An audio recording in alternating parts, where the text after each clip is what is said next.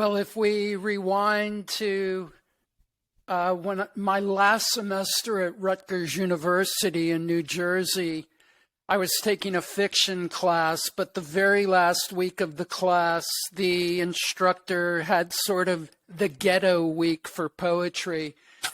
And I flourished in the class. And, you know, I had an affinity for poetry for a number of years. And, you know, she gave me one of these sort of backhanded compliments at the end of the class saying, "You're a much better poet than you are a fiction writer," you know, and it's true. It's true. So anyway, after I graduated Rutgers, promptly packed up my drums, headed straight for California, ended up in San Francisco. Literally the first place I stopped was City Lights bookstore, and I picked up a copy of Corso's Gasoline. And I was like, you know, these are my people. And I started basically just going to every poetry reading I could, growing up on stage, just, you know, sucking out loud, but just kept writing, kept performing. Eventually this woman, Helen, kind of took me under her wing, sort of one of those people who's like, "I see some potential in you, kid." And she, you know, she introduced me to Bob Kaufman, before he passed away. She had all these stories about Corso, because he would always stay over at her house and things. And eventually I ended up meeting Corso on the streets in North Beach one day. But I was just got more and more immersed into the community.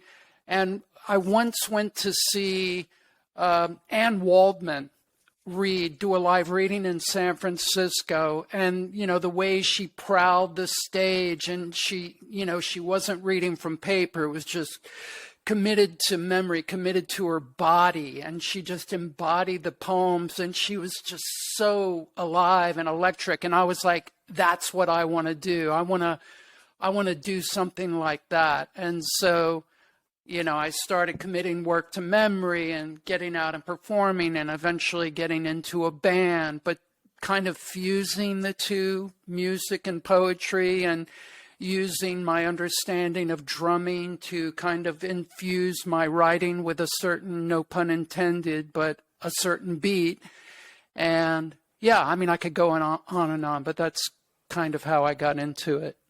Okay, so I think it would be useful, because I feel like there's some debate about this, even among people who have an affinity for beat literature and beat poetry, to define what beat is. I think people have different ideas about it. I think it's often in the popular culture confused with hippie culture, which it really is not, as I understand it. So S.A., I'll have you take a crack at this first. Like, how do we define beat? Like, what constitutes beat literature, beat poetry? Well, I think it is difficult. If you talk to the old school people, which there are very few left now, they will say it, much like the punk scene, they'll tell you it was over before it began, that all the rest that followed once it was, quote, discovered, or the revolution began, that wasn't really beat, it was all commercialized, et cetera, et cetera. For myself, I think that aside from those people who are identified as beat, I think that it's very personal. I think that it's just kind of a way of seeing things, a way of living things, you know, the whole be here now, first thought, best thought, all those sorts of things. Again, I think it has a lot to do with inclusion, which, especially in today's world, ironically becomes more and more difficult, because as identity politics is on the rise, ironically, inclusion is happening less and less, because people identify and separate as opposed to come together. But I think that for me, the whole beat idea, I don't want to use the word philosophy, because again, people will argue there is no beat philosophy. But the way that I write about it is, beat is whoever and whatever the hell it is you want it to be.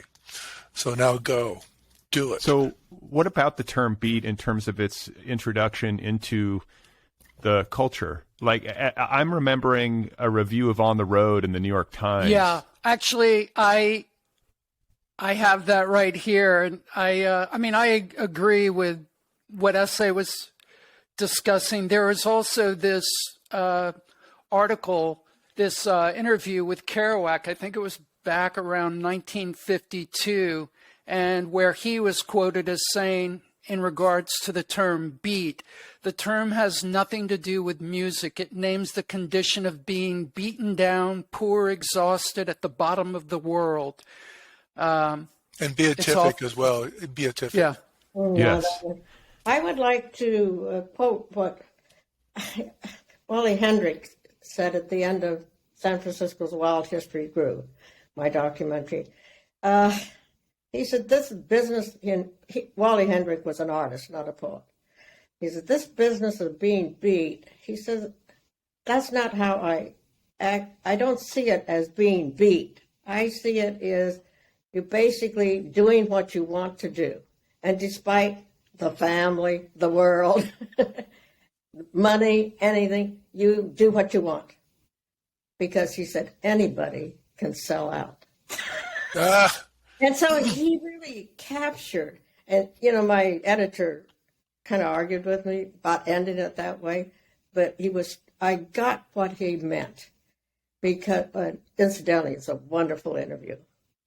It was just, well, Wally really could tell some great stories. Well, I don't think that you could possibly talk about beat poetry or beat literature without considering the historical context in which it was born. And exactly. The way that I have made the best sense of it for myself in terms of its power and staying power is the fact that it was born in the wake of World War II. Exactly. Nothing seems more critical to me about beat literature than the fact that it was a response to a post-Holocaust, newly nuclear world, like a post-Hiroshima and Nagasaki world. Like, I can't think of anything else in the historical context that would be more powerfully meaningful, or anything that you would be more prone to react against, you know, with artistic expression. Is that the case for you guys? Do you see it the same way, or was there something else that you feel was fueling it in a primary sense? One of the main things to help make this happen is the economics at the time, particularly in the late 40s after the war and the 50s, things opening up. It made it possible for people who didn't have money or you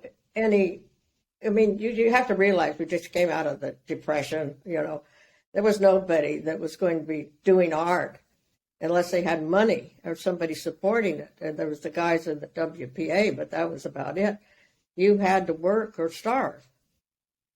And so this economic, the economics were such that a guy or a gal could work part-time and have enough money to pay rent and eat and do their artwork.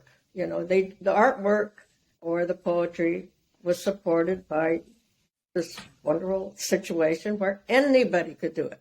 It opened it up. It wasn't just the elite, those that had money in their family or somebody supporting them. This was just the average guy or gal. Okay, so this means that... Really important. Well, Tony, let me interject here too.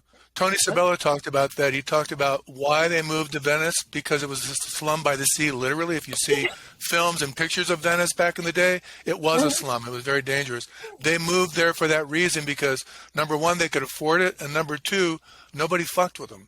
They were left alone. The art could flourish. But I wanted to back up to your comment, Brad, because I have always believed that the dropping of the atomic bomb, which you could argue is the second coming of everything, I think that's the revolution that really is at the core of exactly what happened. But you also have to go back to Walt Whitman and come forward from Walt Whitman as well. But I think the dropping of the atomic bomb and what Mary's talking about, economics, people just, you know, and I'm old enough too that I was affected by all this at 68 because in the 50s and the 60s, we were still walking around going, well, the bomb could blow, we could die any moment. So the whole point to be here now was literal, like live for today, not for tomorrow, because it could all just blow up. I think in today's world, it's been pretty much forgotten. I mean, nobody really, even though Putin is rattling his saber right now, I don't think people really feel or believe the same way that we did, who kind of, like Mary, lived through it, or I kind of was on the fringe of it, because it's a completely different mindset, and it really means something very different, the whole be here now. It's not just a joke. It's like, be here now, because not only is what's happening in front of you all that matters really, the future will take care of itself, the past doesn't exist, but we could fucking be gone right now because they dropped the bomb, it's all over. Yeah. Well, I think the recency of the bombing in Japan, if you lived through that history, or if you were close enough to it, then it had a much more a much more visceral reality to it. And I think nowadays, I mean, you look at these polls that sometimes get conducted where a lot of people, younger people in particular, don't even fully believe that the Holocaust happened, or they question it. Like, these kinds of things trouble me. But, I feel like that really makes sense to me as a point of genesis, or one of the points of genesis. And then another thing that I feel like needs to be said, and this speaks to what you were saying, Mary, with regard to the economic situation in the post-war era, is that really was the golden age of American empire. I mean, we were the preeminent superpower on the planet in the wake of World War II. You had all of the New Deal policies in place. You had, I believe, was the GI Bill part of that? Okay, people could go to come out of the military and actually really buy a house. Yeah, buy it. 15,000-20,000 bucks, Mary? You could actually own a house? Oh, probably less than that. Yeah. But the main thing for the artists, was they had the GI Bill. They could go to the California School of Fine Arts, and really incredible artists came out of that. So a lot of them were vets. Tony was a vet. James Ryan Morris was a vet.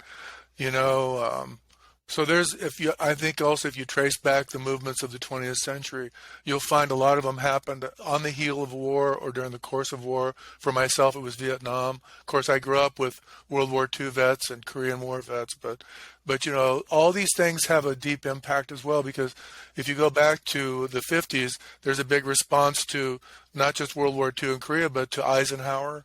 In my day, it was Reagan. As it continues forward. So there's a lot of things that feed into this whole, the genesis of all these things. Well, yeah, and with the, with the Kerouac quote that I read before, as far as the whole beat term, I mean, he mentions the idea of poor, exhausted, beat down. I mean, a lot of people were feeling that, post World War II, but one of the things that has always attracted me to poets of the beat movement is coming from a place of feeling beat down, oppressed or whatever, was a true sense of aliveness. So, taking that idea of beaten down, but counteracting with a true sense of aliveness. You see that a lot On the Road and things like that. But even again, Anne Waldman or poets like that, I mean, just true aliveness and everything they were doing and saying. Yeah, that makes a lot of sense as a reaction to kind of the culture of death and atomic bombs and all this kind of stuff, to respond to it by trying to be as fully alive and open as possible. And, this gets to a point I want to make before I forget it, in response to what you were saying, Mary, about the economics of the time, because as I understand it, in the post-war era, that was really the advent of suburbia as we understand it in a contemporary sense in America. It was also the advent of teenagers. Really, post-war economics were the first time that, young people had cars, and went out driving around. I don't think as much of that happened prior to World War II. And I could have the history wrong, but I want to say I've read that. Does that square with your understanding?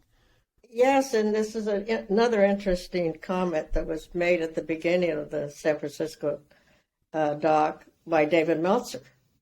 And he kind of introduces the whole scene by saying, this was it was a very repressive time also, even though the economics were good, God, if you were gay, you better be, you better be in the closet, and people that finally, and of course, nobody had mixed with other races, it was really pretty bad time. But also there was a feeling of, well, now we can have a house, we can be in the suburbs, or we have a little job and all that, but it was pretty boring. And so David just introduces this whole thing, and he says, have anybody seen the TV, Ozzie and Harriet? And he says, no wonder well, there was more to it. They introduced it. I can't quote it all, and I shouldn't. But because I'll mess up one of his words or some of his phrases. But basically the idea was we just had to get away from this world. It was just, it was deadening, and we had this desire opening up, and we wanted to do our thing. And so they didn't want any part of, so-called square life in the 50s. Well, that speaks to the staying power. That speaks to the staying power to me, because I feel like these issues are still relevant, and I feel like the Beats' rebellion against this kind of social conformity and this kind of sterile, suburban cultural milieu, with maybe the exception of the COVID pandemic, when everybody started to think like, wow, it'd be nice to get out of this crowded city and go hang out in the suburbs. I don't think that sense of, I don't think that the rejection of those kinds of cultural values by artists has diminished. I feel like that's still very much with us. S.A., do you have something to say? Yeah, I was going to, a couple of things. One, you have to remember, too, that in the 50s, for the first time, the entire country was connected by highways. That was part of what Eisenhower did. 1955, I think, was completed. Also, cars were better. You could actually go further in your car. So that's, the highways would be, I think, in the time, no different than the internet today. It connected people. So that was very important. Also, you just touched on COVID. It'll be interesting to see the response to COVID, because, as we know, a lot of people have adopted what you might call a beat philosophy of be here now because of COVID. It's like, how many people have left their jobs and moved on to something different? How many people have completely changed their lives and their ideas about how they live because of COVID? So I think we're going to see a big response to that. I find it fascinating. I was talking to Rich about this yesterday. We were talking about a little bit about how the internet has connected people but separated people at the same time, how the commodification of art in general has changed everything. And one of the things that I kind of wonder is where is the response?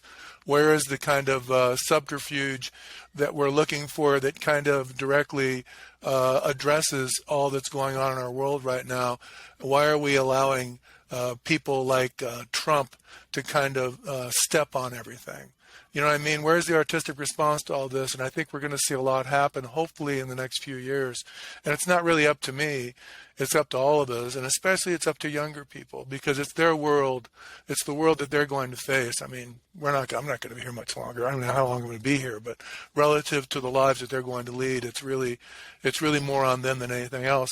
We just kind of have hopefully paved a little bit of a road that they can follow, the road we're all on right now with that beat path, you know what I mean? And I also wanted to comment too, the entire West Coast has always been very connected. Mary showed this very well in her documentaries. It's still very connected. But a lot of people think that the beat thing happened in New York and San Francisco. It happened all over the country and all over the world. But on the West Coast, the people from LA and San Francisco, they were going back and forth all the time. Yeah, I don't know as much about the history of beat literature with respect to Los Angeles. If there was an epicenter for it in this city, because that's where I am right now, would it be Venice? Is that the point of origin for it here but in there LA? were coffee houses and things happening all over LA. There's a little magazine called La Patti Smith. There was only 3 issues of it. Came out in the late 50s, early 60s, and it documented inside of it. It had people like Stuart Perkoff in there, and artists. It concerned itself a lot with art, but a lot of the beat people of the time were in the magazine. It's a little tiny magazine, but it had listed all of the venues all over Southern California where you could find happenings, art galleries, poetry readings, theater, whatever it was. So it was happening everywhere. But Venice was the epicenter, but it was all over Southern California. There was a Cafe Frankenstein. Oh, gosh, there was Insomnia Cafe. There were tons of amazing places where you could go and find Venice West Gas House, but yeah. And in terms of the actual origins of beat literature, my understanding has always been, that it kind of started with that Columbia University set with Ginsberg, Kerouac, Herbert Huncke. Herbert Huncke, and then what was the guy who went to jail? They all went to jail sooner or later. Well, I know, wasn't there? There was a murder. There was a murder among that. That set, right? Yeah. They killed the gay fellow. Yes. That was yeah. They it's what's it called? What's the film they made of that? It was Kill Your Darlings. Yeah, that might be right. I talked to Michael Schumacher, who is Allen Ginsberg's biographer. Had a very fascinating conversation with him, and we talked a lot about that period in history. But that is that a correct understanding of where it began? No, it began with, as far as to my understanding, it begins with Columbia, as you said, not with the murder so much, but before that, because they were Kerouac was going to Columbia.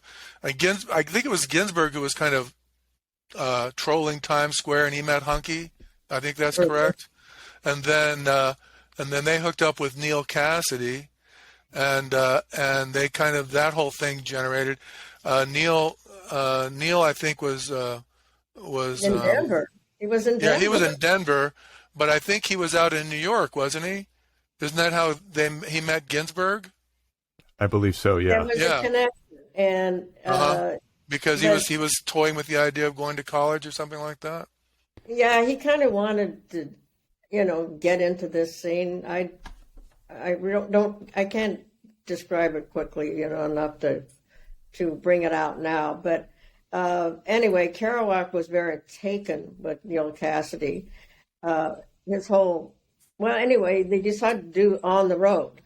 And On the Road, of course, is his journey with Neil Cassidy. Yeah, going back and forth between and they went back to Denver and saw the old haunts, but all that. That was where he got the idea, of course. It was Neil Cassidy's influence. Well, I am looking up. Oh, it's Lucian Carr. Lucian Carr. It was driving me crazy. But Lucian Carr was the student who I believe was from St. Louis originally, and knew somehow. I want to say Lucian knew Neil and introduced Neil to Allen. I get the details mixed up, but there was that murder, and then Lucian, I think, ended up going to prison for a bit. But anyway, it's all very fascinating history, and I want to talk a bit more about the beat values, if that's a way to put it, or the things that characterize beat literature. So one thing I just want to interject real quick. As far as beat, for me, there again, getting back to that Kerouac quote, he said it wasn't about music, but for me, actually, and also when editing this collection and thinking about poets that I wanted to include, to me, it does have a lot to do with music in regards to the delivery of how a lot of beat poetry is delivered. There is a music to it, a syncopation, an aliveness that music has. And just like the way music is able to sort of transcend different cultures, different value systems and things, to me, that was, and also the fact that I, was a drummer at the time and being exposed to beat poetry, I think it does have a lot to do with music, if not consciously, definitely it is infused with a musicality. And I think, as I mentioned earlier, people all around the world, responding to beat poetry. And in my opinion, a certain amount of that does have to do with the musicality of the form. Especially jazz music, right? I was just going to say jazz was Yeah, really yeah, definitely. I mean, you could see some of those old Steve Allen, episodes where he would be on the piano and Kerouac would be doing some poems or something. So it definitely does have roots in jazz, but, even just more, it has its roots in jazz, but I would also say other forms of music as well. So Mary also talked once about how race music was kind of in there as well, what they called race music at the time. Well, many of the people, at least that I knew or in contact with, and were very influenced by music. David Meltzer, Wally Berman. Bollywood Berman was a hipster. He hung out on Central Avenue, and but he was also an artist and started doing drawings for when they made an album, a couple album covers and all that. He's got that famous bebop cover. Right, exactly. And I had oh God, it was a wonderful experience of dancing once with Wally Berman. It's a long story of how that happened. It was at an opening when Les was having an opening down there, and this was the party afterwards. And we're playing really great music. And, I'll tell the story. It's not that long. And there was a guy, Les and I were both there. We weren't married yet. And I had been drinking, which I really can't drink very well.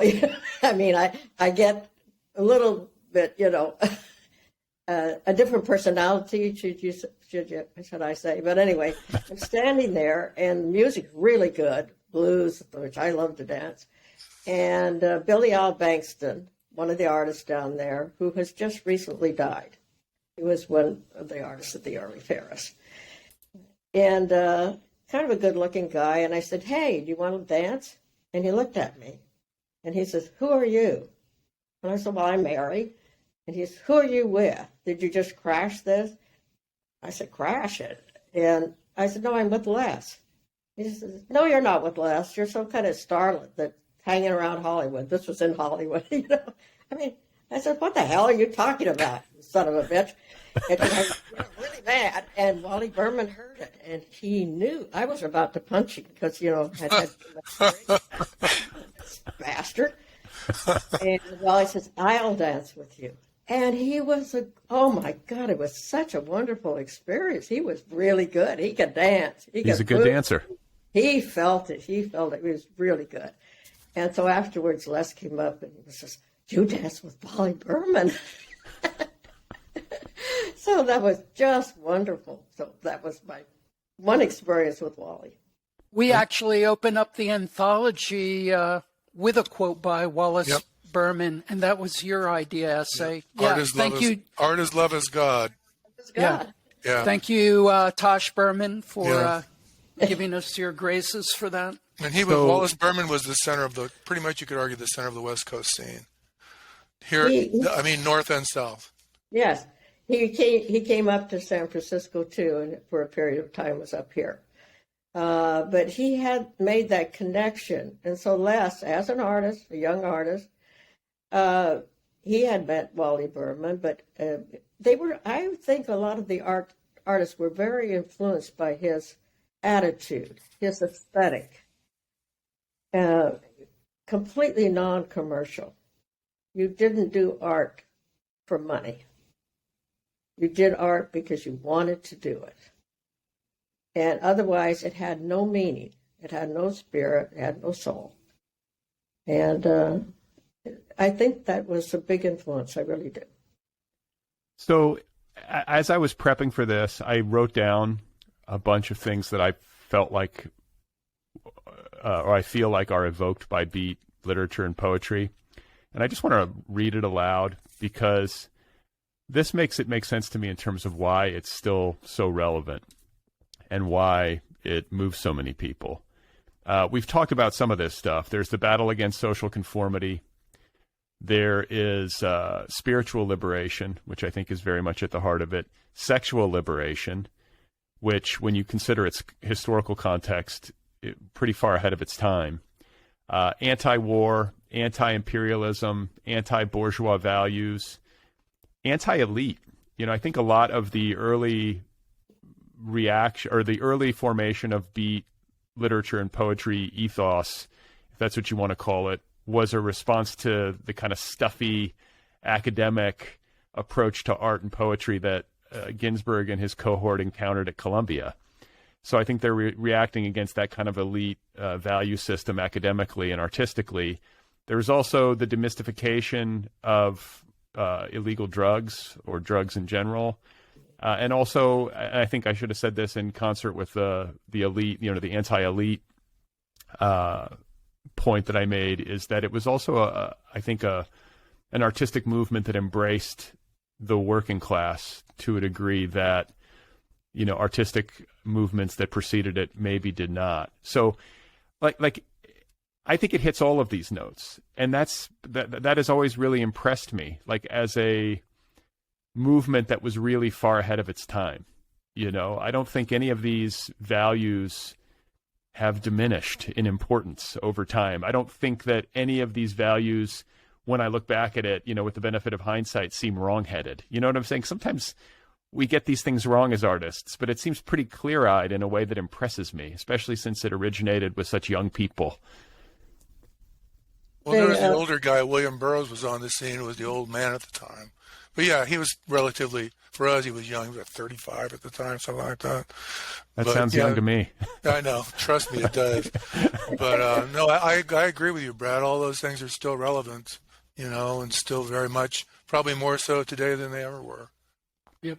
And maybe it's the idealism, because I also think about ways in which, beat culture, like, first of all, the way that it's often conflated with hippie, the hippies, who I also defend. I will go to the mat for hippies too, in a lot of senses. I feel like hippies get a lot right and are often slandered. But maybe it's because of the idealism of it, or is it because of the unstructuredness of it? Sometimes beat literature, I think it's fair to say, can sometimes be sloppy. It's the first thought, best thought ethos in literature does not always yield great results. Let's put it. I think that we have to be blunt about that. Some people can really do it. Occasionally you catch lightning in a bottle, but I think that it's fair to say some of the criticism comes from that part of it, correct? Well, you have to get the thought down. That's the point. It's not that everything you write is gold, but if you don't get it down, it doesn't exist. And you have to have something to go back to. That's my opinion anyway. No, you're absolutely correct. People, just like the way that they misunderstand Bukowski, if I drink and fucking fight a lot, I'm going to be a great writer. You know what I mean? Not true. It takes, everything that you do, nothing comes easy. Not really. If you're a raving genius, maybe it comes easy, but life will be hard. But still, it takes tremendous dedication and practice to achieve anything. So it's not as easy as people think, but they think it sounds easy. Oh, first thought, best thought, I'm a fucking genius. Well, I read a biography of Jack Kerouac years ago, and I was a little bit stunned to read that he was pretty much sober the entire time he wrote On the Road. No, I don't think so. Yeah, I think he was popping Benzedrine, dude. He would get clean. This is what I remember. He would get clean to prep because he treated it like he was an athlete. He was a very physical person as well. Yeah, and so I think he would clean up to prep, but he was popping Benzedrine. Those Benzedrine putting in the coffee and shit. Those guys were speeding their asses off. So that's how he wrote it. Well, he supposedly wrote it in 3 weeks. He was editing it for years afterwards. But to sit down and write that in 3 weeks, I think you had to have a little help. Okay, because basically he could not drink. He would go into the place and just have a few drinks and he would be dead drunk. Mary, were you ever around him? No, I never met him. No. Never met him. Okay. But I knew people who had. Guy de Anguilla, who so many of those great photos that I used in 2 of my documentaries. She drove Neil Cassidy and Kerouac down the peninsula. For some reason, she was driving, gave him a ride. Neil talked nonstop, all the time. Kerouac said nothing. Yet, and then she was at a couple of parties. She's one of the characters, Gia Valencia, he calls her. A very small part where he meets her at a party. But it was Neil Cassidy doing all the talking, and Neil just Jack observing. It was very quiet. So maybe he only did speed when he was like on a riding binge. I do like the way, Essay, that you talked about him as an athlete. Yes, because he was a great athlete. He was a football player. He went to Columbia on a football scholarship, yeah. Right. And he really approached, I mean, you think about these like heroic writing binges that he would go on.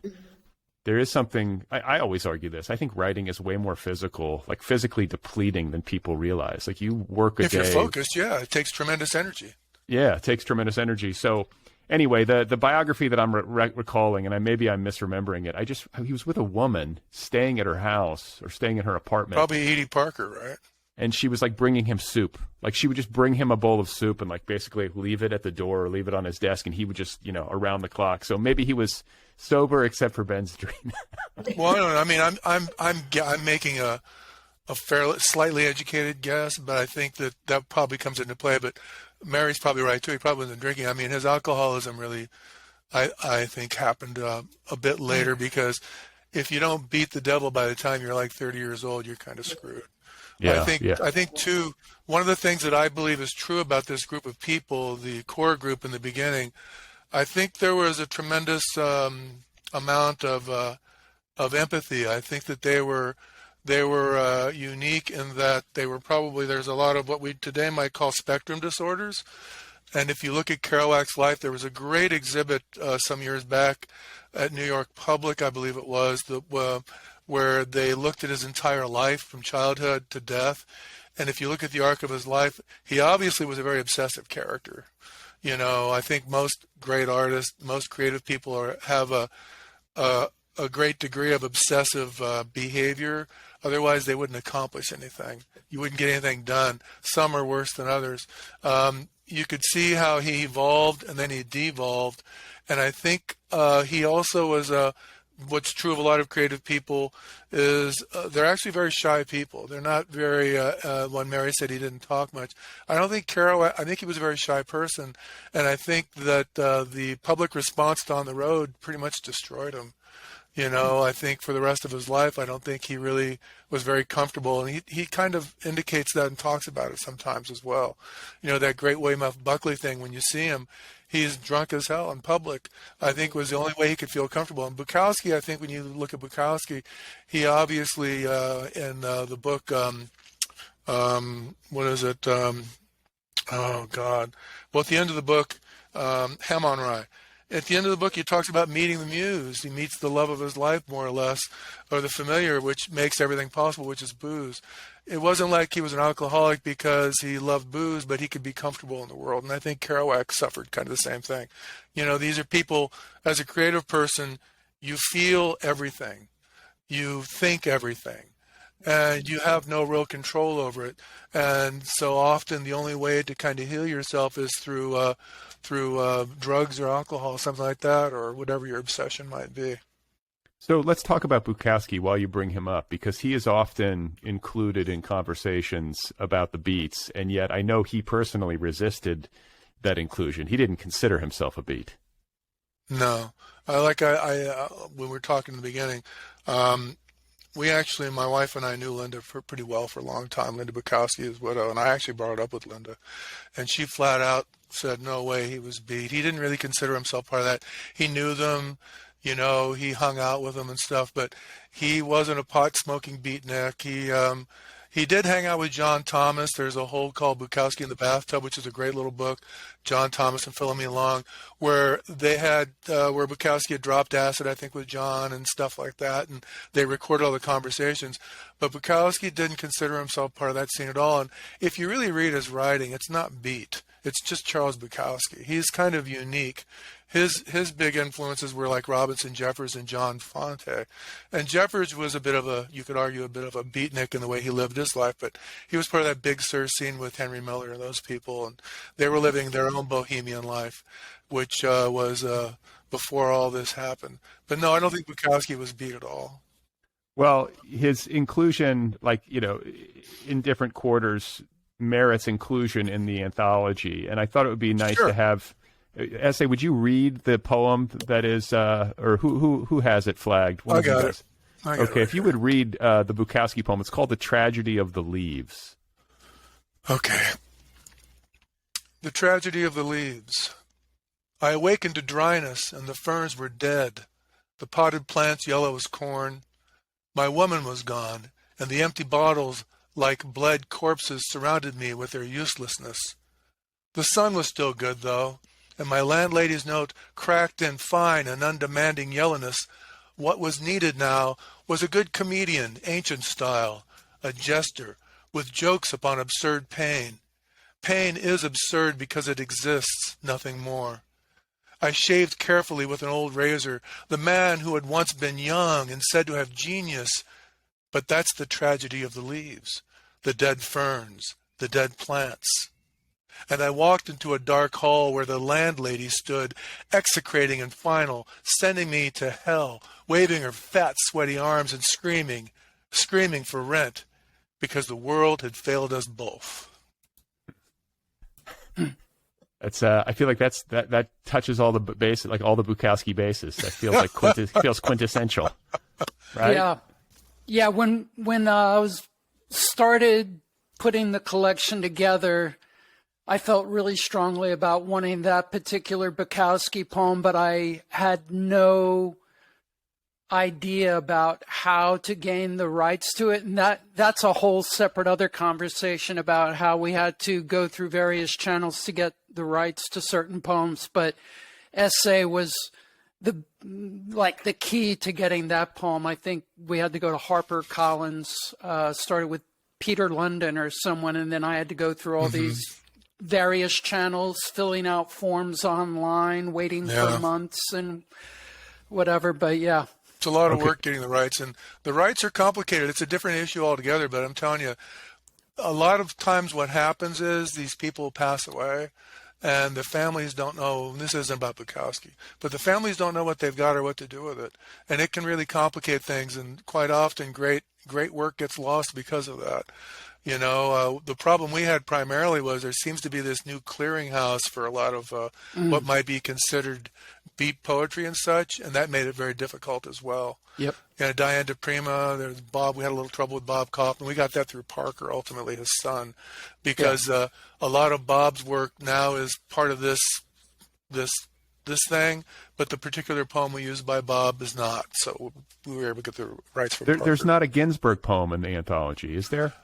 No, I don't think so. We kind of went back and forth on that because Ginsberg spent most of his life pretty much in New York. You know, not really on the West Coast, but we missed quite a few. Trust me, we've talked about that as well. I mean, I would love to do hopefully another edit on this if we could, because there's some great people that are not in the book, lots of them. And to get back to Bukowski being included in the book, in the afterword that I wrote, what I say in this, and Rich and I talked about this, is the genesis of the book, from my understanding, I came in late to the game. It's not necessarily all beat, nor is it supposed to be. It's beat-centered with a big focus on California. And Bukowski, you can't get around it. His influence is profound to this day. You know, one of the poems, we did try to get a Robertson Jeffers poem in here, but we couldn't get the rights. It was too complicated.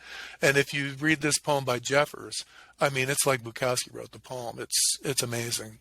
You know? Well, yeah, and I think, like, you know, you talk about Bukowski as kind of a seminal California writer, certainly an LA writer, and how his influence on the beats and the poets who came after him is immense. I mean, you can't deny that. But I think the reverse is true. I have to believe that beat culture and the poetry and the work of beat writers had some influence on Bukowski and his sensibility in the time yeah, of that course he was it had to. But he talks about it. He talks about meeting Ginsberg and calling him names and stuff. And I forget the poem, but it's a great poem. My friend Scott Wamberger passed away, wrote a great piece about that called "People Just Aren't." I think that's it, where he talks about the meeting of Ginsberg and Bukowski met Neil Cassidy. I think he talks about says Kerouac, "I rode with your boy Neil today." I think it's called the Toreador, where they're driving around Los Angeles and Bukowski's getting the shit scared out of him because Neil was the great driver. Neil Cassidy is somebody who could talk about for a long time. He's at the center of most beat culture. Ginsberg, Kerouac, a lot of them. He really is kind of the Paul Bunyan figure in 20th century America that really is kind of misunderstood. He drove his way through not just beat culture, but the hippie culture as well. Sure. A lot of the beats became hippies. The beats became hippies. They were hippies, beats first and became hippies. And Neil Cassidy, who never really became a full-fledged hippie with long hair and shit, but he drove the pranksters. He brought acid to the world. Okay, you know what I mean? That's a very good point, because he wasn't necessarily the kind of writer that Kerouac became or that Ginsberg was. No, but Cassidy is at the core of what's called beat literature. Without the famous letter that Cassidy wrote to Ginsberg, which he shared with Kerouac, that revolutionized all their ideas about writing, Ginsberg and Kerouac. That's that. He was kind of like a spiritual figure. And it's amazing to me when you read about beat cultural history, or you read about, the pranksters and the hippies, when you read about the Haight-Ashbury scene and the music that came out of that scene in the 60s and 70s, Cassidy's all over that. Everybody who interacted with him seemed to come away moved. And my understanding of him is just through what's been written about him, and then there's these video clips of him jabbering, and it's hard to make sense of him. He's hard to follow, in those prankster. I don't know if you've seen those old prankster film strips, that were taken. I have all of them. No, it's it's called the Joan Anderson letter, and it revolutionized the way Kerouac wrote. It also changed the way Ginsberg viewed all of it too. It's a very, very, it's seminal. It was published recently in book form. Well, and I feel like Neil Cassidy embodied the kind of spiritual liberation, sexual freedom, anti-establishment attitude that all of these guys aspired to. He was really walking the walk. Like, he was stealing cars and he was having sex with everybody. He didn't matter what gender. I feel like everybody slept with Neil, it seems like, or everybody wanted to. He went both ways, and he had a love affair with Allen Ginsberg, which Allen, when Neil died, a very famous poem by Allen, Neil's Ashes, very brief, just, mourning the loss of his friend and sometimes lover. And that's kind of, I think, what got in the way between Kerouac and Cassidy ultimately, was what you're talking about, Neil's lifestyle, Neil's attitude towards things, because Kerouac later in life became very conservative, fell back into his Catholicism, very much retreated from all those things that he wrote about and what made him famous. What I understood about Neil Cassidy, that according to Leo Corcoran, he was a speed freak, but he was also, I think, obviously very manic.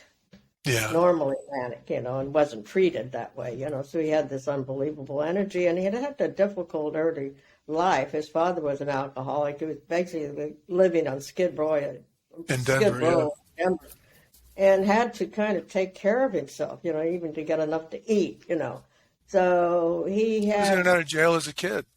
Yeah, exactly. Yeah.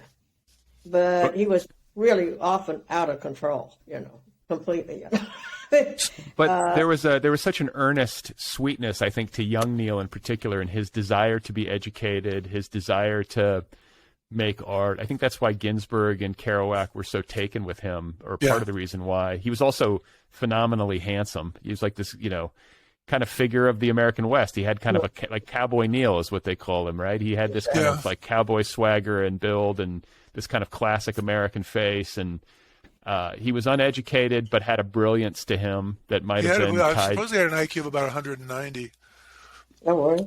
Yeah, she had to really. He was exceptionally smart, which fits into everything because the way that, excuse me, especially when the Kesey talks about him, he's at the bus and he's driving, he's doing everything at the same time. He's talking, he's driving, he's like this, and the bus is not driving itself. But how he was very in the moment, so to speak, because it was almost as if he was predicting the future all the time. And this was kind of what was at the core, I think, of, again, we talk about beat literature, but then Kesey's literature is when Neil died, Kesey wrote a piece called, I think, The Day Superman Died. So he was a physical presence, but he was an intellectual and spiritual presence. He and Carolyn also followed Edgar Cayce very during their lives. So there's a whole lot of different things that fit into it, but he was big, as you suggest, in his way. He wasn't an angel. There's a great biography. Anne Murphy, who was one of his lovers, she wrote a thing called what was it called? A Date with a Viper, something like that, which I had a copy of it. It's unpublished. I wanted to publish it, but she wouldn't let me. But he was no angel, not at all, not an angel. But yet, yes, you're right. There seems to be something angelic about, especially the younger Neil and his exuberant way of embracing the world around him and bringing other people into that. There's no corollary. I can't think of one in any other literary movement in American history, at least. That's what I'm saying. In 20th century, he's really a Paul Bunyan figure that is, I think, deeply underappreciated, because if you look at the impact of not just the Beat generation, but then the pranksters and what becomes the hippies, it's global. And Neil's at the very center of all of it. He's at the very center of all of it.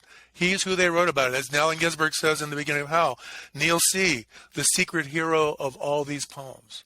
Yeah. Well, there's a funny anecdote that I recall, and I want to say Jerry Garcia was trying to sum up like the magic of Neal Cassady at his best. And he was remembering how, Neil would be talking at you like a mile a minute, and just, philosophy, religion, all these different things. He'd be, all these different threads that he was weaving. And then someone else would come along and he'd get distracted, and you'd be like kind of like hanging on his words, and then he'd go off in another direction. And then the party would continue into the night, and then it would end at like dawn or whatever. And then you wouldn't see him for like 6 months. And then you'd be in some apartment at another party 6 months later, and he'd walk in the door, and as soon as he'd see you, he would pick up exactly where he left off the last time he saw you, and would continue the trip or whatever, the riff or whatever. And he had that kind of brain, and I think it was just this strange intelligence and access to language and way of being in the world that maybe like particularly in that time, but probably in any time, was just very unique, and clearly everybody responded to it.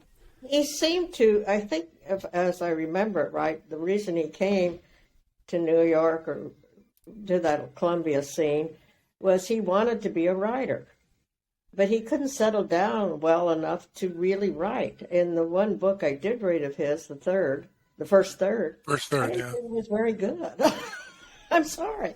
Yeah. I mean, that's my own personal opinion, but I don't think it was particularly interesting and a well-written book. He didn't seem to have the ability, but he very desperately wanted to be able to do. But he couldn't seem to settle down long enough to get the thoughts in order. And he became an icon for an entirely different reason than his writing ability, I think. No, yeah, I disagree. I disagree. I'll tell you why. Because of the Joan Anderson letter, when he wasn't trying to be a writer, he wrote something that changed. Exactly. He wrote something that changed the game. First Third, I agree, is not a great book, but the Joan Anderson letter is critical and seminal. I have this sense of Neal Cassady as having been at his best artistically and linguistically in these moments where he was just talking. Mm-hmm. I imagine if you would have recorded that and then put it to paper, there are magical moments that could have been considered either great poetry or great writing in some way. Visions of Cody is all recorded conversations with Neal Cassady. With Neal Cassady. Well, there you go. So a fascinating figure. And, you talk about Allen Ginsberg because he, I think, is obviously a leading light in the Beat movement. And in many ways, I think its greatest ambassador and promoter. Allen Ginsberg had an incredible talent. In addition to being a great poet, he was also a great marketer for himself and for his friends. I mean, it's hard for me to imagine Jack Kerouac being the Jack Kerouac that we know now and who has a place in the literary firmament in American literary history in the absence of Allen Ginsberg, precisely because Jack, as you said, essay was so shy, and I don't think had nearly the facility for self-promotion. But I think Ginsberg I think he helped edit On the Road, and I think he definitely promoted On the Road to make sure that it got published. I have a memory, and again, these memories are spotty. It's something I've read, but I want to say Ginsberg went into a Midtown Manhattan publishing house, might have been Penguin, and sat on the floor with the manuscript and refused to leave until somebody read it. Like he had that kind of chutzpah. It sounds like something he would do. And I think he also had a marketing background, either educationally or professionally or both.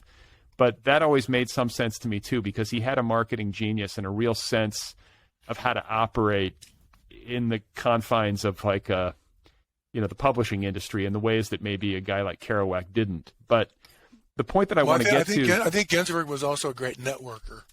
Oh, amazing. I mean, I read, like I said earlier, I read his biography and talked to his biographer, Michael Schumacher, on this show a few years ago. And that book just absolutely blew me away because it seems unthinkable that a poet in the modern era would have an existence and a professional existence like Ginsberg. He was everywhere at exactly the right time, it seemed. It was uncanny. But, I mean, he also traveled the world, made a living off of his poetry. Granted, he wasn't like filthy rich or anything, but he lived the kind of existence that I think, nowadays is either extremely, extremely rare or just flat out impossible. And it's just an extraordinary life that he lived. But in the context of beat history, you mentioned earlier that he was mostly East Coast, but in the scheme of things, in terms of how beat literature kind of exploded into the national consciousness, there is a famous reading it's called the Six Gallery reading in 1955 in San Francisco, which is where he first read his poem Howl, which is as close to a holy text as we have in American poetry and certainly in beat history. But he read that in public for the first time, and it's amazing. Mary, it makes me think of the work that you've done to record this history in documentary film. Rich, it makes me think of like readings that we've been at together through the years here in LA. Yeah. This history is so fluid and slippery.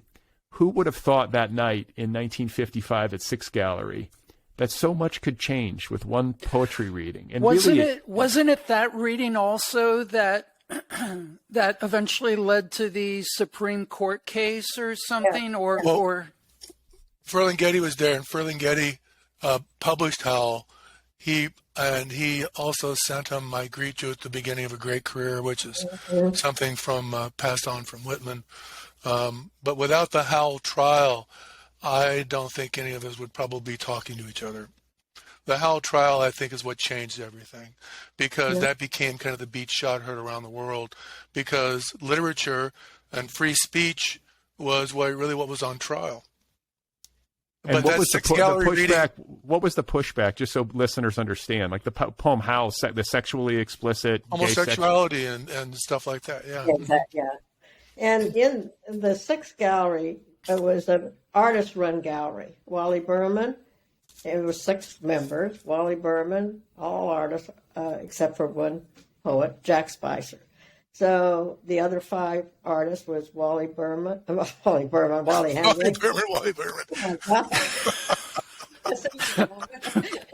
There's a lot of difference between the two.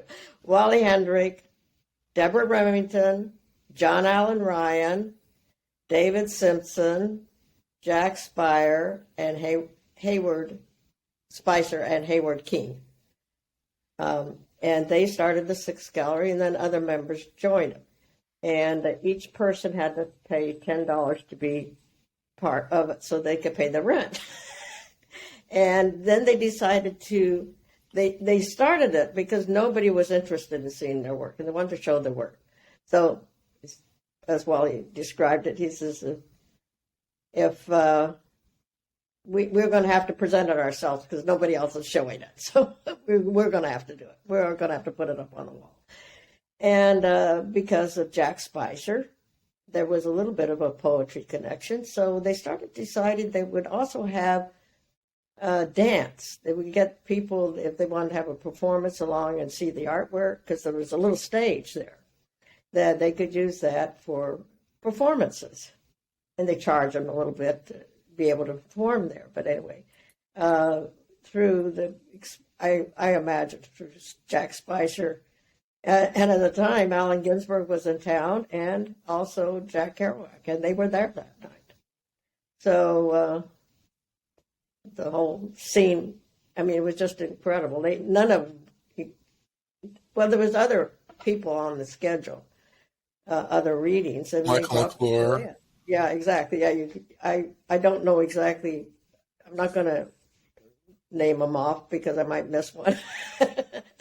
Well, but I mean, it just makes me think, and I would say this to people listening, especially writerly people, is this idea of, well, if nobody's going to put up a show for us, we'll put up one ourselves, like this DIY attitude, and then just this notion of like, wow, you never really know what night is going to end up being so pivotal, not only in your personal creative history, but just in artistic history, period. Like the fact that Ferlinghetti was there, the fact that he came away so impressed by Ginsberg, the fact that these other people were there with all their connections, like it can start to seem magical. And yet I'm sure on the night that it happened, it was probably seemed relatively small, you would think, unless it was as big a crowd as you could get in there. Yeah. The fire marshal actually came. Yeah. But as the way Wally Hendrick described it, there was just a seething mass of people yelling. Yeah. And So maybe they did know. They were drinking and carrying on and having a good time too. They talked about passing around a jug of wine. Exactly. that was Kerouac, I want to say, was walking around feeding everybody wine.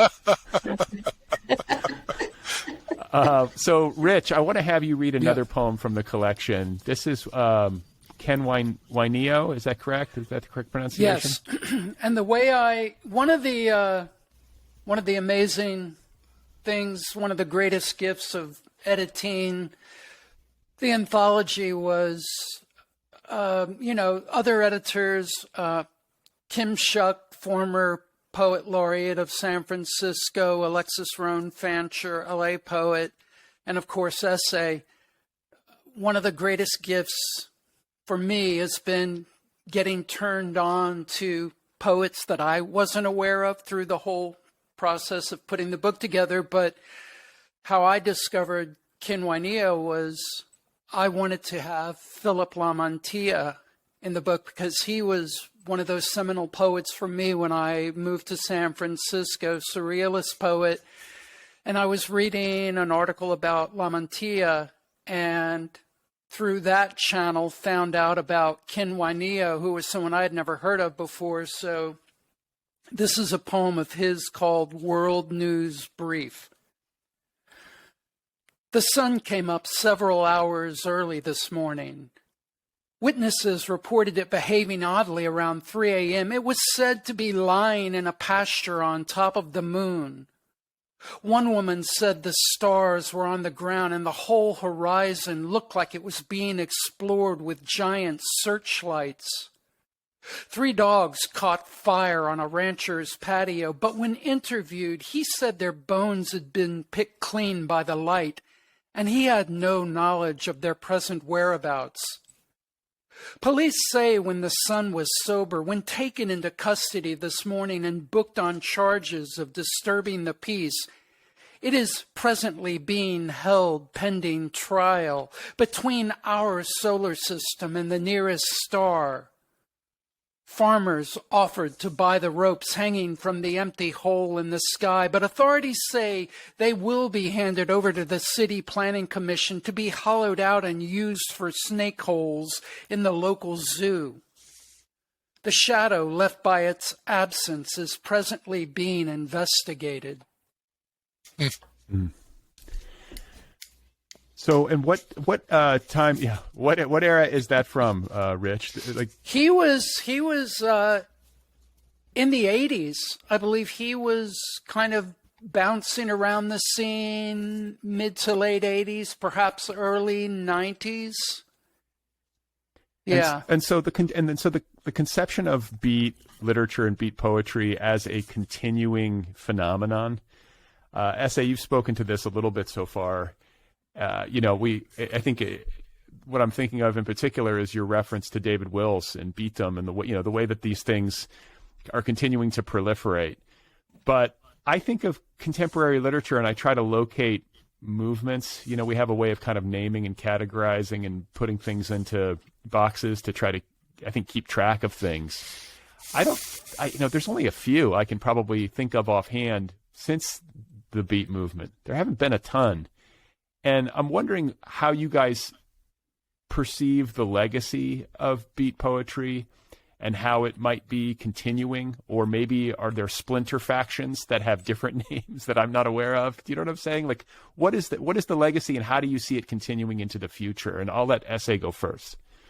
Well, I think, number one, the past is the present in terms of everything that's happened before us affects us presently.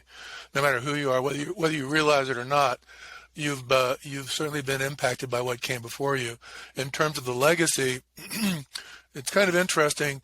No, there's nobody that you can point to right now that's world famous that's, quote, a beat writer or is living that legacy. But in terms of as we talked again about global culture, like David Wills is such a great example because he doesn't even live here. He lives in China, I believe. There are people, I can tell you right off the top, there are people in Europe, people in the United States, people in Mexico, people all over the world that are still following this very closely and still practicing, so to speak. And as you asked earlier, how do you know who or what a beat person or a practitioner might be? All I can say is you'll know it when you see it. That's about all I can tell you. And they're around. I think for me, it's really important that the people that I do encounter are sincere. I think that's another thing that you find often, people who are really involved in this. There's a great degree of sincerity in what they're doing because, as we've talked about this a number of times, there's no money in it. There's no real popularity in it. You're not going to become famous for doing it. It's something that you're really committed to and you do very sincerely. Rich, what do you think? Well, I was trading some, when I was first starting to get the idea for the anthology and first sort of putting it together, I wrote Gary Snyder, and he was gracious enough to actually get back to me. And I was talking to him about beat movement and his sort of involvement in beat poetry. And, he said, that was, and I think this, and he was also getting at this idea, not only for himself, but other poets, that the beat movement was a time in their writing life, but they moved on and also did other things. I think, at least from my understanding, the beat movement as we know it from its early days, it was, lightning in a bottle. It was really a special moment in literary life, popular life, culture, pop culture, etc. I don't know, if there will ever be, perhaps there will be another movement that would come along that would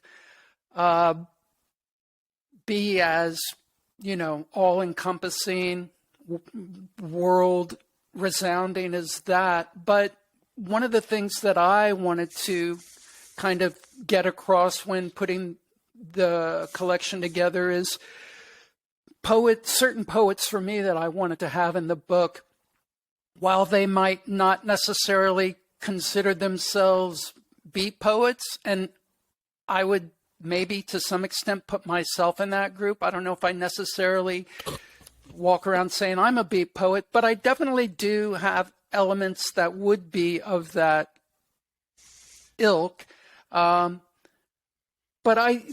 when people talk, express their sexuality through their poetry, or dealing with political issues, even have a sense of musicality, like a really strong sense of musicality in their words and their delivery. To me, that is an essence of beat, and that flows, that will continue flowing forward, whether it is given the proper name beat or not. And Mary, what do you have? Do you have some final thoughts on how this has impacted Yes, our culture and how it'll continue? I think it will continue. I think it left a legacy that others will recognize, because the spirit, your motivation in art and poetry is very important. Why you're doing it, and none of these guys or gals were doing it to make money. They did it because they wanted to do it, and they wanted to express themselves and bring a part of themselves and leave it to the world. And it showed how, so that has a lasting spirit that actually you can feel. You can feel it when you hear it, you know it. You feel the connection that happens in music too. Very, very easy to hear if you have the ability to do it. And in art, we were in Santa Fe and at the Indian Museum, and they were showing an exhibition of Mimbres pottery. It was done, ancient Indians that had settled there. And my daughter was there, and she says, "My God, this is beautiful. It's absolutely beautiful. I've never seen anything like that." She was very impacted by it. And Les was there, and he says, "Yes." And he says, "You see the pottery out on the street where they're selling them in the Indian markets and that. It's all right. But this stands out because they're doing that to make money. These individuals made it because they wanted to, and they wanted to perfect it. And that spirit, he says, that's the difference." And Linda could see it. I feel like too, this sense of, like, for lack of a better way of putting it, like a global consciousness, this east meets west sensibility that is all over, beat poetry and beat literature. That's a lot of its appeal for me too. And I know that, the Transcendentalists did some of this as well, but it really feels like in the aftermath of the war, this sense of everybody being interconnected